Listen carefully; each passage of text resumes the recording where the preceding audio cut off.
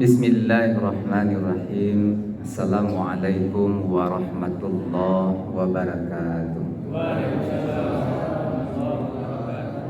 Alhamdulillahi rabbil alamin, alladzi ahyana ba'dama amatana wa ilaihi nusyur. Asyhadu an la ilaha illallah wahdahu la syarikalah wa asyhadu anna Muhammadan abduhu wa rasuluhu la nabiyya ba'dah. Bapak Ibu jamaah subuh rahimakumullah, sehat Bapak Ibu?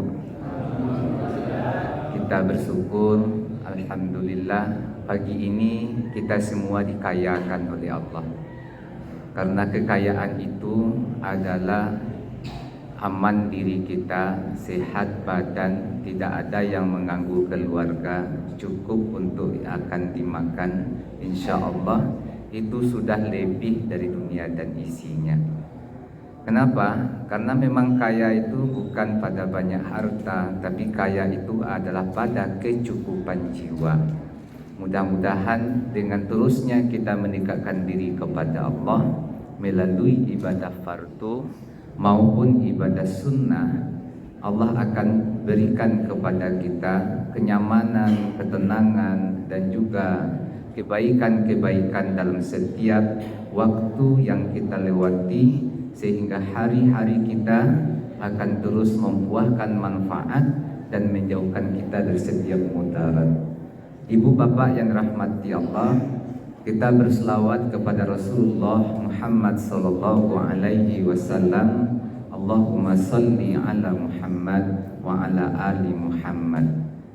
Bapak ibu yang dirahmati Allah, pada subuh kali ini kita akan membahas tentang perkara yang dapat mempercepat doa kita terijabah dan hal-hal yang dapat menyebabkan doa kita terhalang untuk mendapatkan terkabulnya dari Allah Subhanahu wa taala.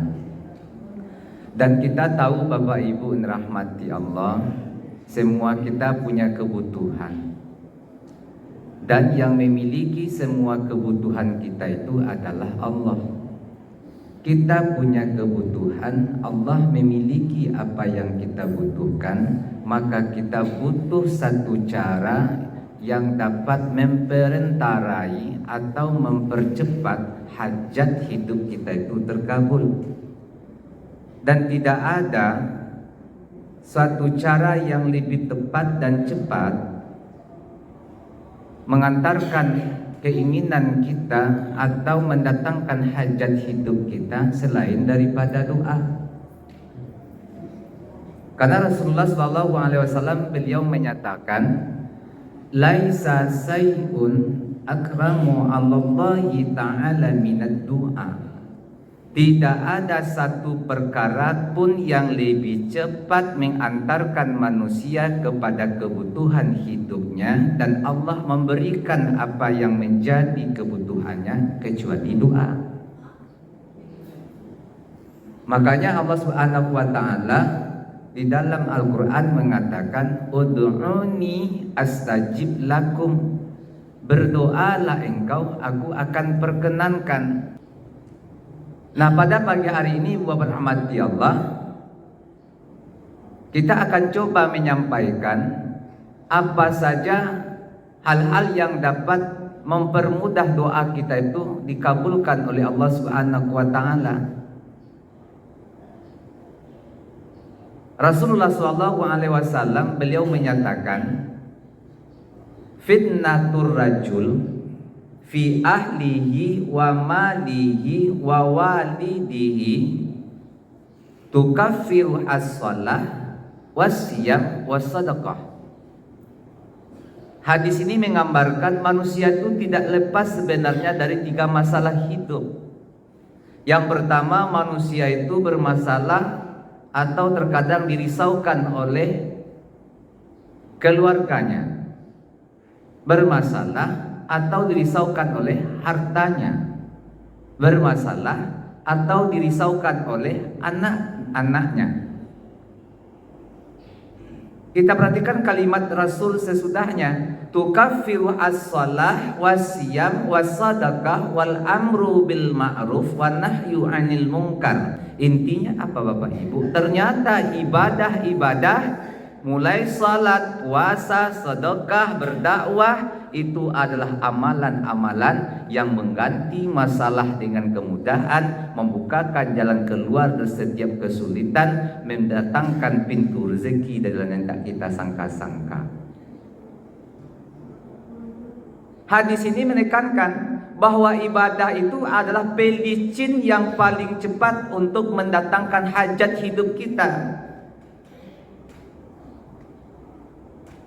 Dan Rasulullah SAW beliau juga mengatakan idfa billati hiya ahsan. Jika engkau menemukan keburukan, kesusahan, kerisauan hidup, maka ikutilah kesusahan itu dengan banyak melakukan kebaikan.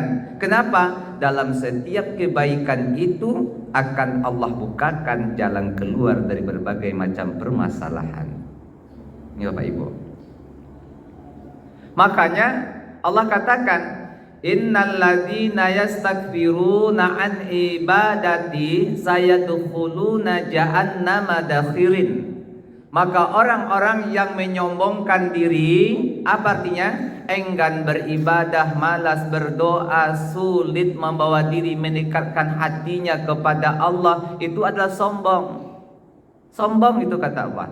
Kenapa dikatakan sombong? Jelas dia butuh ketenangan, jelas dia butuh jalan keluar dari setiap masalah, jelas dia butuh berbagai macam bentuk kebaikan dalam kehidupannya, tapi dia enggan membawa dirinya untuk mendekatkan diri kepada Allah. Ibu Bapak jamaah rahimakumullah, coba nih kalau kita lihat lagi di dalam Quran surat Ad-Duha, ini sudah pernah juga kita sampaikan. Wadduha walaili idza saja. Ad-Duha itu melambangkan kehidupan yang terang, nyaman, bahagia. Walaili idza saja itu malam yang gelap gulita, yang Allah katakan itu menggambarkan kehidupan yang penuh dengan kebingungan, tanpa arah, atau hidup yang dihiasi dengan berbagai macam permasalahan. Tapi apa Allah katakan? Hai Muhammad, apapun masalah yang engkau hadapi, serumit apapun kondisi hidup engkau, mawadda'aka rabbuka wa maqala. Allah tak pernah tinggalkan engkau. Dan Allah juga tidak benci engkau. Bahkan di ayat-ayat berikutnya Allah katakan, alam yajidka yatiman fa'awa. Dulu engkau yatim, kami beri engkau pengasuh kan? Wa wajadaka dhalam fa'ada. Dulu engkau bingung, kami beri engkau petunjuk kan? Wa wajadaka a'ilam fa'agna. Dulu engkau miskin kan? Aku kayakan. Mawadda'aka rabbuka wa maqala. Allah tak pernah tinggalkan, Allah tak pernah benci engkau. Tapi apa kata Allah? Walal akhiratu khairul laka minal ula. Jika waktumu, masalahmu engkau larikan kepada akhirat, engkau bersegera melakukan kebaikan, maka wala saufa yu'tika rabbuka fatarda. Maka sungguh Allah akan muliakan engkau dengan ujian masalah-masalah hidup yang engkau dapati itu, dan masalah itu akan Allah ganti dengan kepuasan dan kelegaan. Bapak Ibu, dalam Quran surat Al-Anbiya itu jelas betul bagaimana Allah menegaskan kepada kita apa? Para nabi mereka lebih dahulu merasakan susahnya hidup. Kita lihat Nabi Yakub alaihi wasallam pernah sakit enggak Pak Ibu? Sakit, sembuh enggak dia? Sembuh. Nabi Ayub alaihi wasallam susah enggak beliau? Pulih enggak keadaannya? Pulih. Anni masaniyad durru wa anta arhamur rahimin. Ya Allah, aku ni sulit, disusahkan, diganggu oleh syaitan, engkau pengasih penyayang. Larinya kepada Allah. Nabi Yunus bermasalah enggak? Bapak Ibu? Ya. Keluar enggak dia dari masalahnya? Keluar. La ilaha illa anta subhanaka inni kuntu minaz zalimin. Dia menyadari tidak ada sesuatu yang dapat mengeluarkan dia dari kesulitan kecuali Allah. Apa yang menyebabkan para nabi itu pulih dari setiap keadaan? Dia mendapatkan kembali kebaikan-kebaikan dari setiap masalah yang pernah ia hadapi. Innahum kanu yusari'una fil khairat, karena mereka itu adalah orang-orang yang berlari kepada Allah dengan menyegerakan kebaikan, sehingga kebaikannya mengganti kerumitan kesusahan hidupnya dengan berbagai macam bentuk kemudahan yang Allah berikan. Di Bapak Ibu, apa kunci dari doa itu dikabulkan? Apa Bapak Ibu? Ibadah. Ya. Saya ditelepon Ustadz Ahmad Sehat tadi jam 4 kurang. Jangan lupa nanti Ustadz nanti di An-Naba. Oh An-Naba ya. Teringat saya dikasih ibu baju nih. Saya pakai. Sehingga mulai saya duduk di sini ndak tangga encik matu ibu menjadi ambon. Karena baju yang dibelikannya Pak, saya pakai. Senang hati ibu saya pakai baju ibu belikan. Oh, senang. Wa ma bikum min ni'mah fa minallah. Apapun nikmat yang engkau terima itu dari Allah. Ketika nikmat itu engkau pakai, Allah senang enggak? Senang? Senang enggak Bapak Ibu? Ibu senang enggak saya pakai baju yang ibu belikan? Nah, senang. Allah begitu Bapak Ibu. Wa ma bikum min ni'mah fa minallah. Apa saja nikmat yang engkau terima itu datang dari Allah, pakailah. Ketika engkau pakai setiap nikmat-nikmat yang Allah berikan untuk mendekatkan diri kepadanya, Allah akan senang menatap engkau.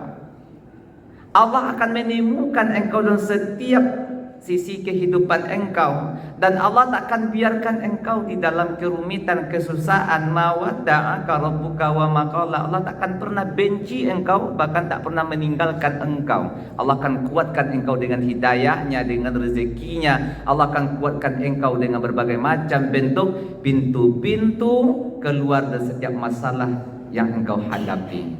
Ya pakai.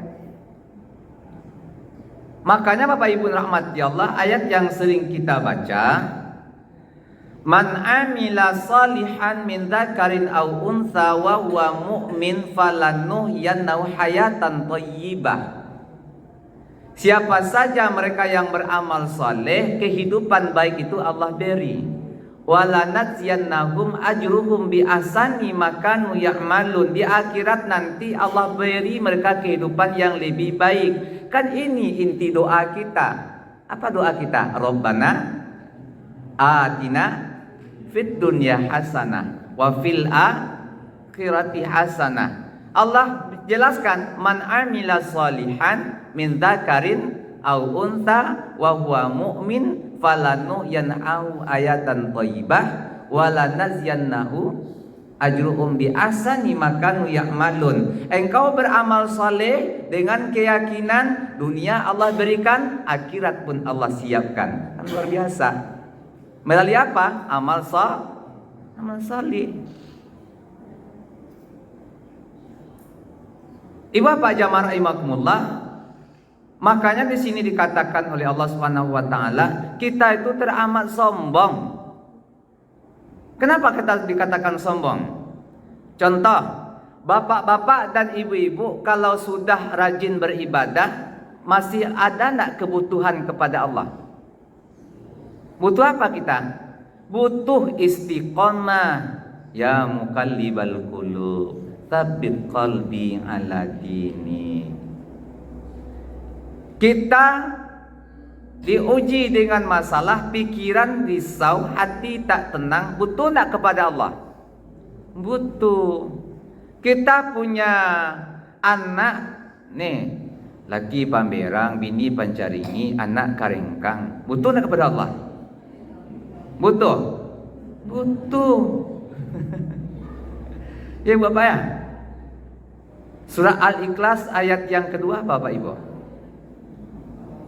Allahus Samad. Allah itu memiliki semua yang kita butuhkan. Apa saja yang kita butuhkan Allah memilikinya. Antumul fuqara ilallah, engkau butuh kepada Allah. Karena kita butuh kepada Allah, kita harus tahu cara untuk mendapatkan kebutuhan kita dari Allah. Caranya doa, pelicinnya ibadah. Ibadah Bapak Ibu, ada lebih dari itu. Makanya di sini Bapak rahmati Allah, ayat-ayat Al-Quran itu memberikan pembelajaran yang dalam kepada kita. Bagaimana Allah katakan,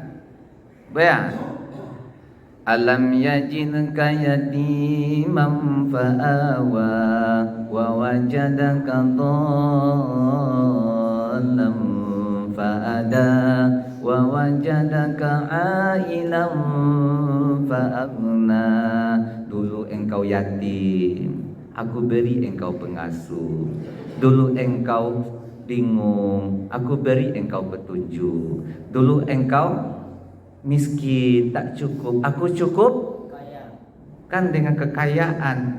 Gimana caranya? Caranya itu walal akhiratu khairul laka minal ula. Kerjakan saja amalan akhirat, dunia Allah beri. Allah beri Pak. Sehingga Bapak jamaah rahimakumullah, di dalam ayat Al-Quran surah Al-Baqarah juga katakan wa iza sa'alaka ibadi anni fa inni qarib. Kalau ada yang bertanya kepadaku hai Muhammad tentang aku dekat, sangat dekat. Bila mereka berdoa, aku perkenankan, kata Allah. Syaratnya apa? Falyastajibu li wal yu'minu bi. Perkenankan sajalah apa yang aku minta, kata Allah.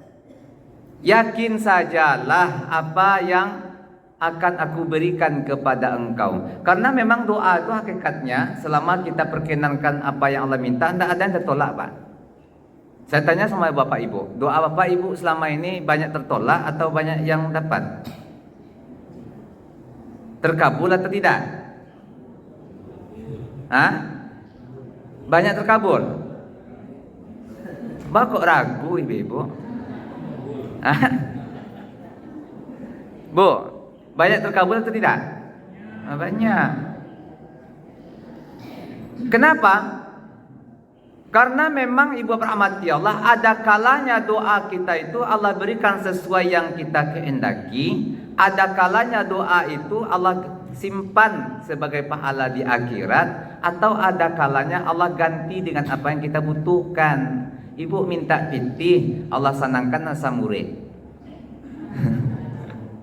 Iya kan? Iya. Iya. Iya Pak Ibu? Iya. Yang pertama Pak Ibu, berarti hal-hal yang dapat memenuhi atau terijabahnya doa itu adalah ibadah. Apa ya? Perbanyak aja ibadah. Yang kedua Bapak Ibu jamaah rahimakumullah, apa yang bisa menyebabkan doa kita itu terhalang? Ini juga harus kita bahas Bapak Ibu. Rasul katakan, ma min muslim, tidaklah seorang muslim itu yad'una bida'watin bi'ah, dia berdoa dengan satu doa laisa fiha ismu wala khati'atur rahim illa a'ta'ullahu biha.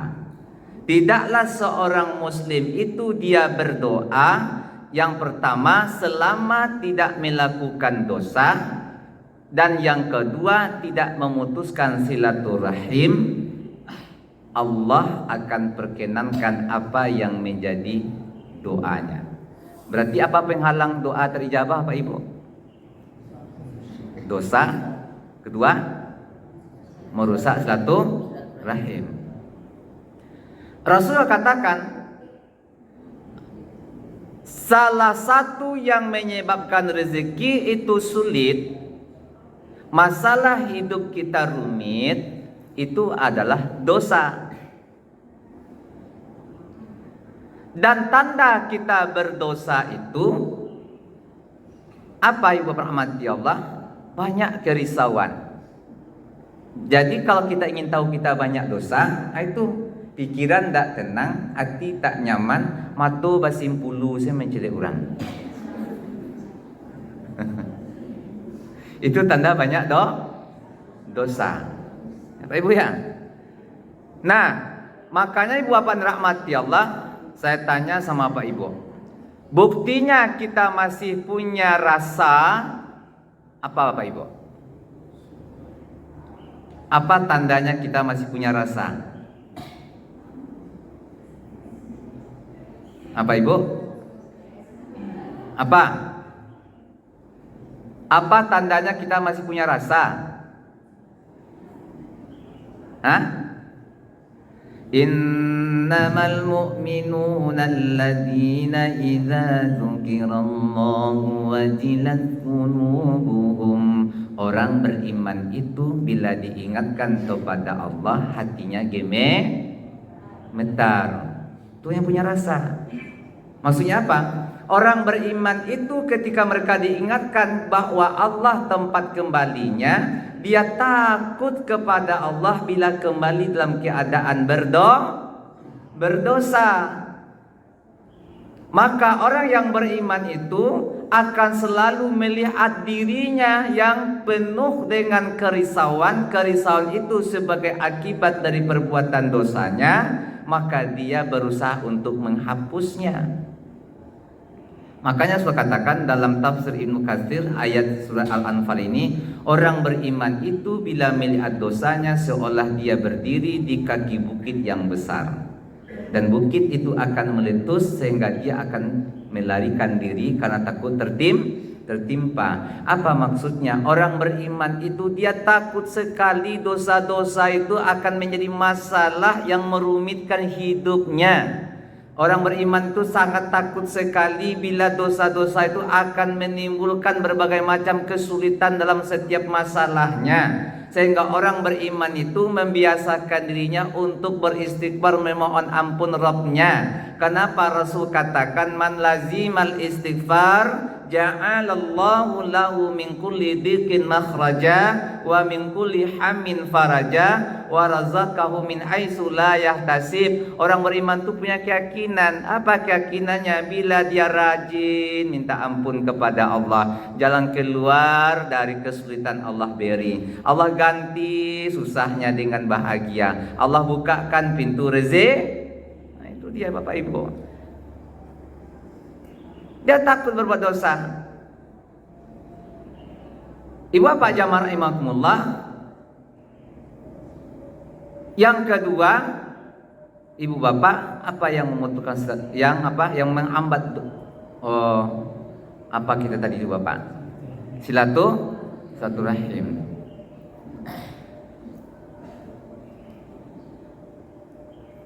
Ibu pernah merajuk sama suami? Pernah?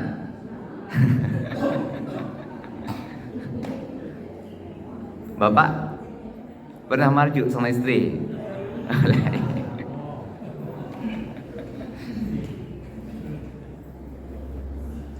Berapa hari ibu merajuk sama suami?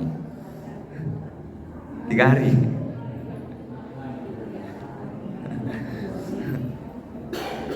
Ingat apa ibu?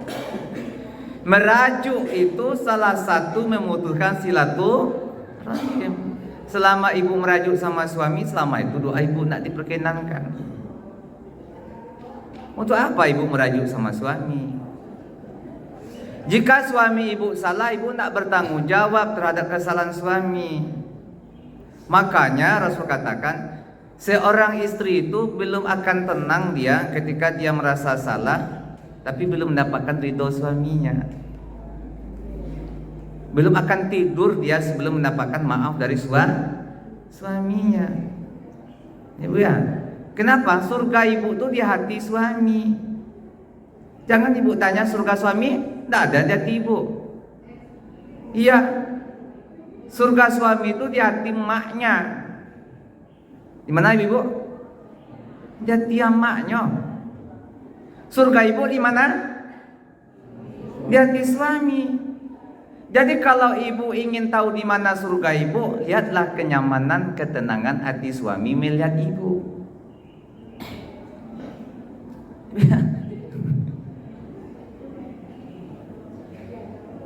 Bu, Bapak Ibu apa ya surat ini? Surat Al-Humazah. Hafal? Oh ya, kita baca Ibu. A'udzu billahi minasy syaithanir rajim. Bismillahirrahmanirrahim. Wailul likulli humazatin lumazah. Nah, satu ayat aja dulu. Wailul likulli humazatil lumazah. Wail.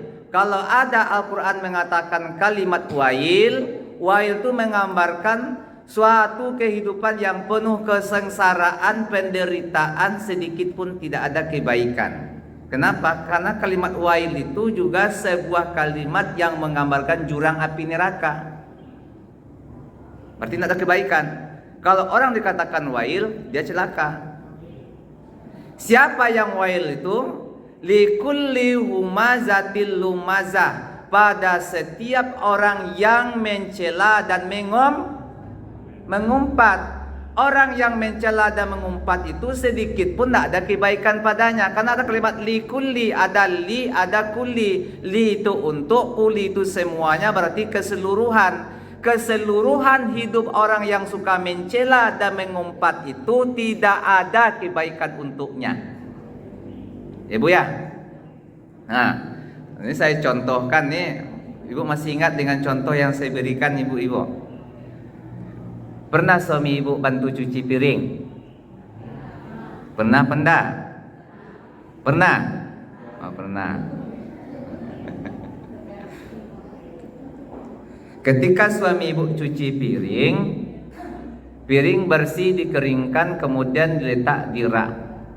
Tapi tanpa sengaja tulang ikan jatuh. Yang tampak sama ibu piring yang bersih atau tulang ikan yang terjatuh?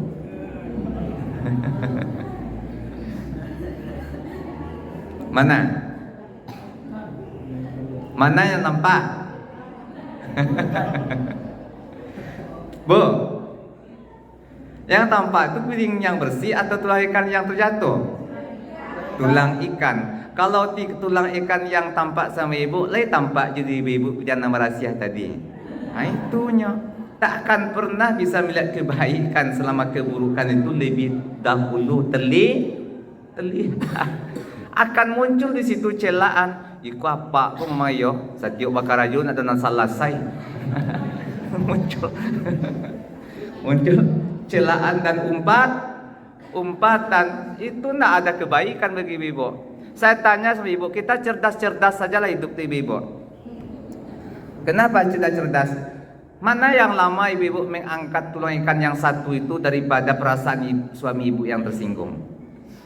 Lama mana? Mana yang lama? Oh bu, mana yang lama? Hah? Suami ibu tersinggung lebih lama atau mengangkat tulang ikan itu? Nah, tersinggungnya lama. Ibu pengen cepat atau pengen lama?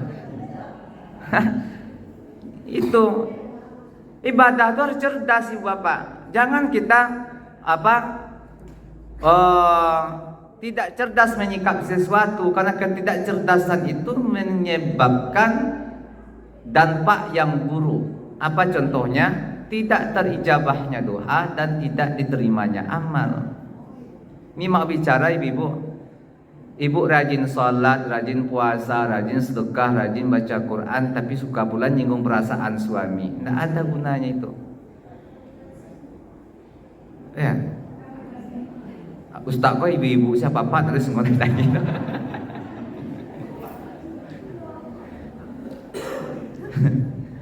Pak Ibu, kenapa? Nih kalau bahasa kita nih gini Ibu. Cingkah apapun laki ibu nak tanggung jawab je laki ibu dah. Nak ada tanggung jawab ibu. Ya Bu ya. Tapi kalau ibu ada sedikit kekeliruan, suami ibu tanggung jawab. Punya tanggung jawab. Jadi kalau suami ibu kurang patut, haknya tetap ibu penuhi. Apa? Hak untuk dihormati, hak untuk dilayani, doakan dia. Doakan. Ini sudahlah suami ibu agak kurang patut, didoakan pula dengan yang tidak patut. Menjadi tidak patutlah dia. Doakan. Karena Pak Fajar ibu tuh. Iya. Doakan. Udah jangan suka mencela dan mengumpat. Laki-laki ini makin tua makin banyak perangainya kok, Bu. Ya Mak Dang. Laki-laki ini makin tua makin egois, makin pameran, makin sensi. Tapi jujur lebih Ibu, seegois apapun dia, laki-laki ini, tapi itu menunjukkan semakin butuhnya dia pada ibu. Laki-laki ini tidak lebih kuat dari ibu-ibu, ibu-ibu lebih kuat dari laki-laki. Ibu-ibu ditinggalkan suami agak beberapa hari tidak masalah kan? Tidak masalah kan? Tidak masalah tempat dia seperti belajar cukui kan?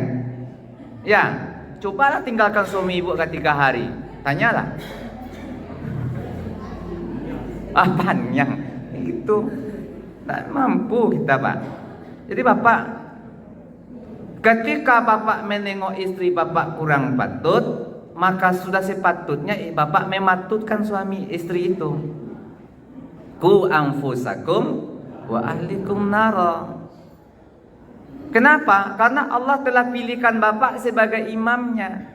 Berarti Allah yakin Bapak bisa membinanya, membimbingnya. Tugas Bapak bukan sekedar memberikan pakaian, memberikan belanja, atau mencukupkan kebutuhan hariannya. Tapi tugas kita Bapak-bapak adalah lebih dari itu, membentuk adabnya. Pak ya, jangan Bapak umpatlah istri. Ibu, Pak, jangan diumpatlah istri. Apaknya 25 tahun mengadangkan jarang mengumpiknya. Awak baru 3 tahun nyonya pandai lah caciknya. Jual Quran di seperangkat ayat salat, so ambiaknya nyonya awak cica tu nya. Berapa tahun Pak mengadangkan anak gaji Pak? Berapa tahun Pak? Lebih dari 25 tahun kan? Nah, awak mengambiaknya dengan seperangkat alat salat dan Al-Quran. Atau pandai lu mau piknya. Jangan nih Bapak. Ya, jadi kekurangan istri itu bukan sesuatu yang kita cela, tapi sesuatu yang wajib kita perbaiki. Bapak Ibu jamaah rahimakumullah, bahkan ini sering kita sampaikan, ya Rasul, si fulanah itu dia salat, dia puasa, dia bersedekah, tapi mulutnya menyakitkan hati tetangganya. Apa kata Rasul? Ahlun nar, dia itu penghuni neraka. Nah itu. Berarti pencela itu sedikit pun ada kebaikan untuknya. Tidak ada. Maka mencela atau mengumpat adalah menyebabkan terhalangnya doa. Kita sampai suruk ya Pak Ibu. Ya. Ya, ya. Janganlah dikritik, diperbaiki saja. Karena semua orang tidak suka dikritik. Kita perbaiki aja ya Pak ya. Bapak Ibu.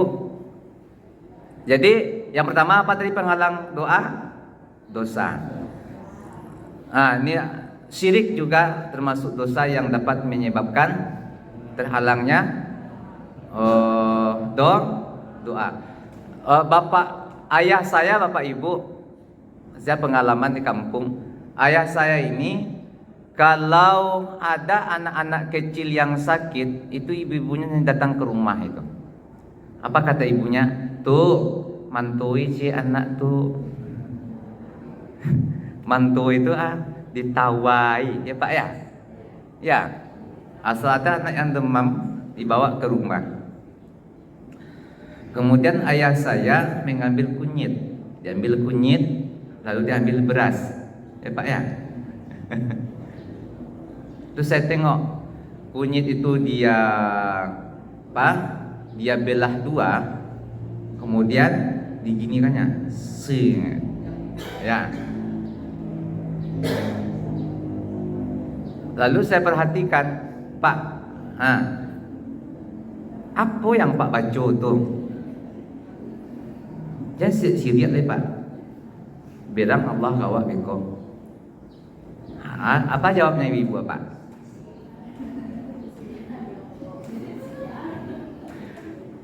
Apa? Nah ada Bapak baca apa-apa dong? Tuhan apa baca? Anak dibacanya ibu. Daun cipui, daun tangkitang, pasarang dalam padi, cie tatungkui, cie tatilantang, waang tasapu tengah hari.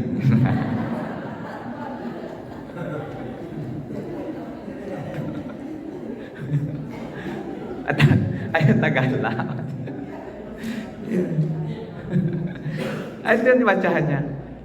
Jadi, terus apa lagi Pak baca? Saya baca, Qul huwallahu ahad. Qul a'udzu birabbil falaq. Qul a'udzu birabbin nas. Tapi ibu bapak, dagiannya kunyit itu dagia bare itu dagia minum. Ayah, ada minumnya kanak tuh. Ayo sehat anak tuh. Ya, jadi Pak, yang penting bapak jangan syirik ya. Ya Pak ya. Jangan boleh syirik. Yang pertama, jangan berbuat dosa, jangan memutuskan silaturahim. Yang ketiga, Bapak Ibu rahmati Allah, apa yang dapat membuat doa kita itu terhalang? Rasul katakan, wa dzakara rajul yutilus safar as'asa aghbara yadaihi ilas samai ya Rab. Rasul menyebutkan ada seorang laki-laki dalam keadaan safar, bajunya sudah lusuh, mukanya sudah kusut, dia butuh pertolongan dan dia mengangkat tangan, ya Rab, ya Rab. Lalu apa kata Rasul? Wa mat'amuhu haram, wa mashrabuhu haram, wa malbasuhu haram, wa guziya bil haram. Fa anna yastajibu kadzalik. Dia suka makan haram, dia suka minum haram, dia suka memakai dengan pakaian haram, dia suka mengambil dengan cara yang haram. Bagaimana mungkin Allah memperkenankan doanya dengan sesuatu yang haram?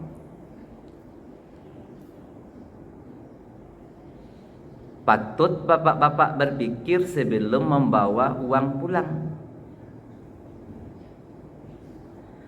Rezeki yang bapak bawa pulang itu harus bapak pikir dulu. Kenapa? Karena itu yang akan digunakan istri bapak beli beras, dan itu yang akan dimakan oleh anak dan istri.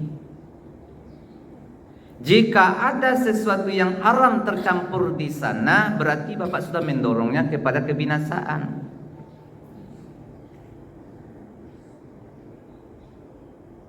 Ada yang perlu kita analisa Bapak Ibu. 4 sehat, 5 sempurna. Logikanya cerdas nak? Cerdas. Tapi sekarang ini anak terpenuhi kok 4 sehat 5 sempurna itu? Terpenuhi Pak ya? Berlebih malah Pak ya? Justru kita malah takjub dengan bapak-bapak dan ibu-ibu ini. Bukan 4 sehat 5 sempurna. Kalau kamu makan ayam, tunggu ayam dia kuat dulu, makan dulu ya Pak ya? Iya Pak. Apa dulu makan goreng ayam, tunggu ayam sakit dulu Pak ya?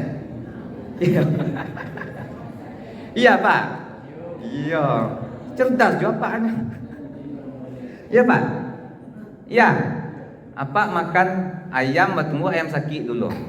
Kalau ndak lah teragak pana ju ayam atau masaya masapian kepalunya kayak ke pintu. Itu udah biaya Pak ya. Ju ayam sakit apa makannya cerdas je Pak kan? Cerdas kan Pak? Cerdas. Anak sekarang 4 saat 5 sempurna, kecil sudah pelupa. Belajar susah. 2 kali 2 tanya ke maknya. Mak 2 kali 2 banyak. Ya. Ini dia apa sekarang nanti dah lupa itu. Perlu kita tanya, darah yang dipompakan, darah yang mengalir ke seluruh tubuh kita itu dipompakan oleh jantung. Termasuk darah yang dipompakan ke otak itu adalah darah yang dipompakan oleh jantung kita. Pertanyaannya, bagaimana jika seandainya darah yang dipompakan jantung ke otak itu adalah darah yang berasal dari saripati makanan yang dibawa oleh orang tuanya dengan cara yang haram?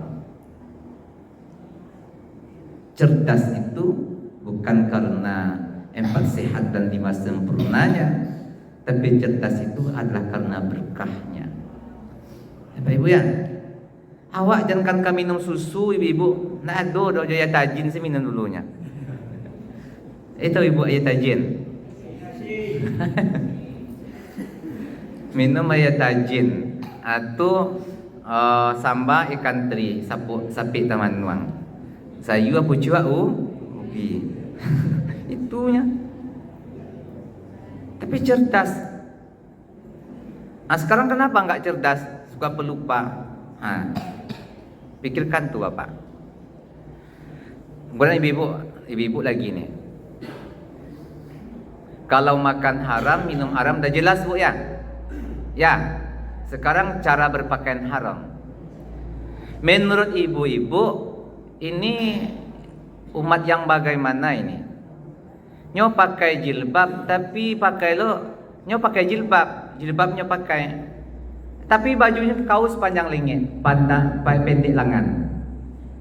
Apa kira tu? Nyo pakai tapi bajunya pendek lengan. Itu sama dengan berpakaian dengan cara yang haram. Maka ketika bapak menengok istri bapak seperti itu, wajib tegur. Bapak tengok anak bapak membukakan auratnya atau berbaju tapi telanjang, bapak wajib tegur. Perempuan yang tidak menutup auratnya, laki-laki yang di sekitarnya akan dia bawa kebinasaan. Suaminya, orang tuanya, saudara laki-lakinya, anak laki-lakinya. Kenapa dibiarkan dia memperlihatkan auratnya? Bapak ya. Jadi waktu suruh ini dah termasuk Bapak Ibu ya. Ke rumah? Apa? Dalam rumah apa? Kalau tidak ada yang tidak mahram, ya tidak boleh juga. Ini mau bicara Pak Ibu ya. Bapak mengadopsi anak atau ibu mengadopsi anak. Kalau dia anak perempuan yang diadopsi, walaupun dari bayi bapak adopsi, kalau dia sudah balik, tidak mahram sama bapak. Jangan dipandang biasa itu memegang-megang dia, melihat dia tidak menutup aurat. Contoh yang kedua yang lazim, dipandang orang itu lazim tapi tidak lazim. Saudara sepupu itu mahram atau tidak? Pak Ibu, sepupu itu mahram atau tidak? Tidak. Kalau tidak mahram, boleh tidak kita melihat auratnya? Tidak boleh. Ya Pak ya, kan tidak mahram. Ibu-ibu ini hati-hati. Ibu beradik kakak perempuan, ya, anak ibu sama anak adik perempuan ibu-ibu tidak mahram. Tidak boleh dia kalau dah balik itu masih bergelut-gelut atau berduaan yang kemarin, tidak mahram. Jangan ibu bilang anyo kan tunjuk sanaknya. Iya dia sepupu tapi dia tidak mahram.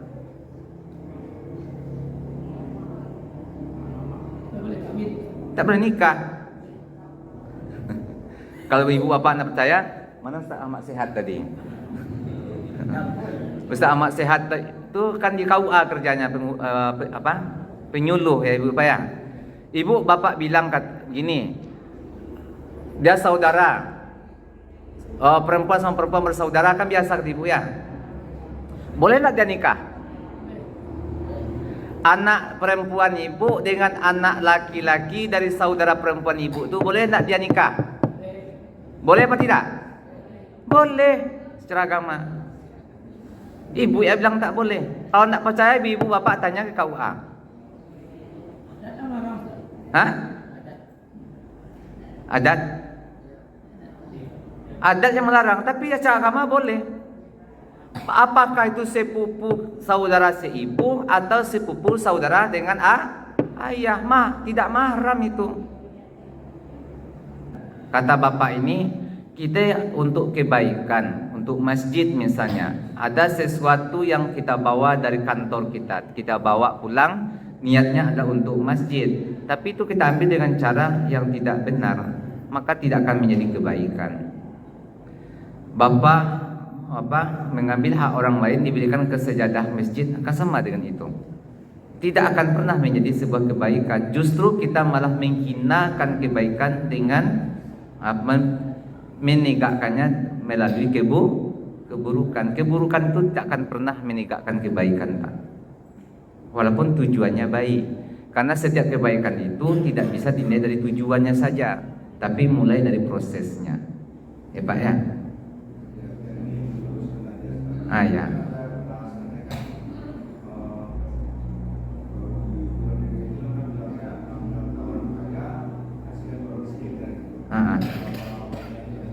Ya. Ya, tidak boleh ya Pak ya. Tidak boleh Pak. Jadi Bapak ada di kantor yang berlebih dibawa pulang. Kemudian dia ke masjid, tidak bisa sebelum kita ambil dengan cara yang benar. Ya Pak ya.